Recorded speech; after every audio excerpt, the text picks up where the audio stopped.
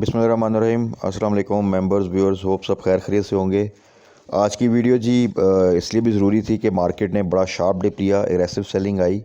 क्या ये एक्सपेक्टेड था? ऐसी सेलिंग अब क्या इंडिकेट करती है और हमारी स्ट्रेटजी क्या होनी चाहिए? और एक्चुअल क्वेश्चन इज़ दिस के हमने लॉस से कैसे बचना है, क्योंकि अल्टीमेटली हमारा टारगेट जो है वो PSX से प्रॉफिट अर्न करना है और अपने लॉस को जो है वो सेव करना है। तो उसमें देखें, हम जो डिस्कस कर रहे थे पिछले एक हफ़्ते से, मैं आपको बार बार कह रहा था कि इधर तो पार्शियल प्रॉफिट टेकिंग करें या जो भी आपकी बाइंग प्राइस है वहाँ पे स्टॉप लॉस ज़रूर लगाएं। रीज़न उसकी ये कि अगर तो आप टारगेट कर रहे हैं क्वार्टर के रिज़ल्ट्स को और क्वार्टर के लिए आप इन्वेस्टमेंट कर रहे हैं तो नथिंग टू वरी। और जो बाइंग लेवल्स हैं, जो हमने 2 वीक्स पहले डिस्कस किए थे, जो बाइंग लेवल्स किसी भी स्टॉक के हम डिस्कस करते हैं, तो उसमें अगर देखें तो जो शेयर्स हम डिस्कस करते हैं वो उन बाइंग लेवल से थोड़ा सा नीचे हैं या बहुत से शेयर उससे ऊपर हैं, कुछ उसी बाइंग रेंज में हैं, कुछ थोड़ा सा नीचे आए हैं। तो एक्चुअल अगर उन लेवल्स पे एंट्री ली हुई है तो नथिंग टू वरी। हाँ, जिसने हाई साइड पे एंट्री ली है प्लस स्टॉप लॉस नहीं लगाया था वो थोड़ा सा इस वक्त मुश्किल में होगा। तो देखें, गलतियां हम सबसे होती हैं। एक्चुअल थिंग इज़ दिस कि हमने अपनी स्ट्रेटजी को किस तरह चेंज करना है। और यहाँ पे मकसद ये नहीं है कि उस गलती अब कर दी है तो उसमें हमें लॉस जो है वो फेस करना पड़े। उसका अल्टरनेट प्लान बी क्या होना चाहिए? Actual thing is this. तो उस चीज़ के लिए देखें, ये चीज़ तो हम डिस्कस करते आए और ये पता था, और मैंने मेरा ख्याल एग्जैक्टली ये कहा था कि 500 से 1000 पॉइंट की करेक्शन भी आती है तो वो एक्सपेक्टेड है, बिकॉज कि आपके पास कोई गुड न्यूज़ नहीं है इस वक्त। 2 हफ्ते हमने इसी तरह चलना था, जो क्योंकि 2 हफ्ते इसलिए क्योंकि अभी 28 को जो है IMF का जो है वो होना है, और ये बात हमने लास्ट वीक में की थी। और उसमें मॉनेटरी पॉलिसी भी आनी है। ये भी डिस्कस किया था कि मॉनेटरी पॉलिसी क्योंकि अब IMF की मीटिंग से पहले आ रही है तो मोस्ट एक्सपेक्टेडली उसमें भी थोड़ा सा दोबारा से शायद इंटरेस्ट रेट इंक्रीज़ हो। सेकंड पॉइंट, ओमिक्रॉन बड़ी तेज़ी से बढ़ा है, और ये भी चीज़ डिस्कस की थी कि जिस दिन NCOC की तरफ से कुछ रिस्ट्रिक्शंस लगने की बात आएगी तो मार्केट एक प्रेशर लेगी। तो मार्केट ने वो प्रेशर लिया। आज मार्केट सस्टेन कर रही थी, बड़ा देख लें स्लोली डाउन साइड पे आती थी, बहुत ज़्यादा एग्रेसिवली नीचे नहीं आ रही थी, but at the same time कोई भी लास्ट हमने जो इंटरेक्शन की थी, ये जो वीडियो जिसमें भी ये डिस्कस किया था कि there is no good news, और मार्केट लो वॉल्यूम के साथ, और स्लो वॉल्यूम में भी आप देखें तो TRG का मेजर कंट्रीब्यूशन होता था। तो हम यही डिस्कस कर रहे थे कि ऐसी सिचुएशन में अगर तो कोई अच्छी न्यूज़ आ जाए तो मार्केट फिर अपसाइड की तरफ जाती है, और कोई बैड न्यूज़ आ जाए तो मार्केट एक डिप लेती है। तो बेसिकली मार्केट खुद क्लैरिटी चलती है, मार्केट खुद कन्फ्यूजन में होती है। तो वही हुआ कि आज ओमिक्रॉन की वजह से कुछ रिस्ट्रिक्शंस जो सी हैं उनके ऊपर बात हुई, और केसेस जो से हैं काफ़ी अरसे के बाद दोबारा 5000 से ऊपर क्रॉस कर गए। और एट द सेम टाइम कोई अच्छी न्यूज़ एज सच नहीं थी।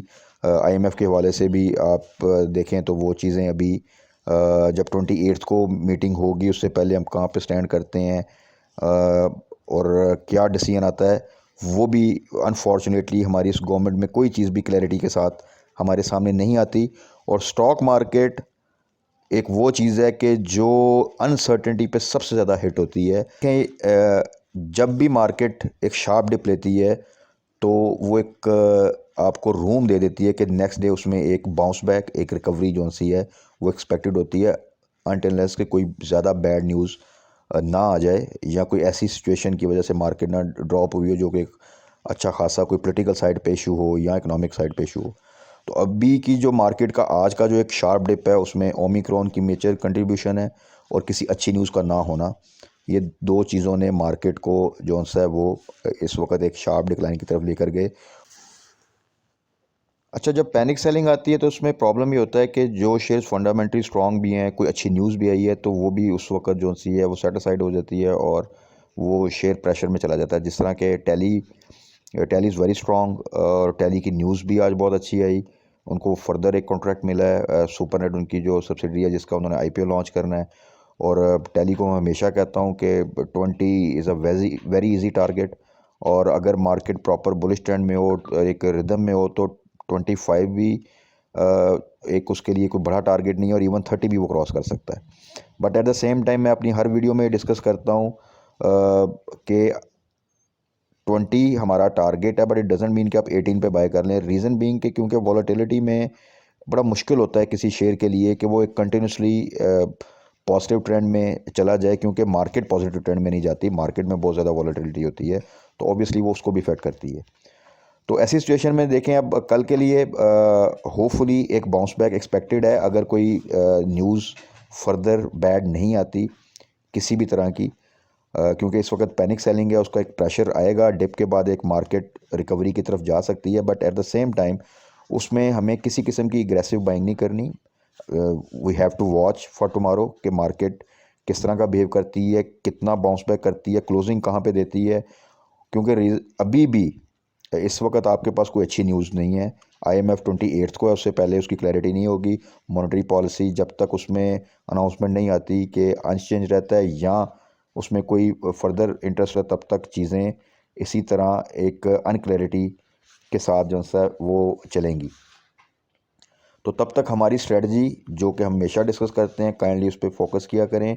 पार्शियल प्रॉफिट टेकिंग ज़रूर किया करें। छोटे शेयर में 1-1.5 पे कर दिया करें, और बड़े शेयर में जैसे ही आपको 7% से ऊपर या 10% के पास आपको वैल्यू मिले तो वहाँ पे आप पार्शियल प्रॉफिट टेकिंग ज़रूर किया करें, और अपनी बाइंग प्राइस पे स्टॉप लॉस लगा दिया करें, और जैसे ही प्राइस ज़्यादा ऊपर जाए तो साथ साथ स्टॉप लॉस को इंक्रीज़ करते जाया करें। तो फिर ऐसे डिप में जब एक शार्प डिप आता है और आपके पास होता है कि आप चीज़ों को सेल कर सकें, या आप सोचते हैं कि सेल करूं या होल्ड करूं, ऐसी सिचुएशन में आप फर्दर लॉस से बच जाते हैं।